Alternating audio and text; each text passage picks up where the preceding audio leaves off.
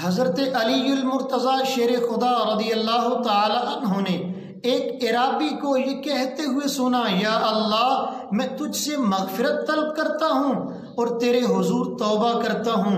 آپ نے ارشاد فرمایا، اے عرابی یہ جھوٹوں کی توبہ ہے۔ عرض کی ارشاد فرمائیے سچوں کی توبہ کیا ہے؟ آپ نے ارشاد فرمایا، جس توبہ میں یہ 6 چیزیں پائی جائیں وہ سچوں کی توبہ ہے۔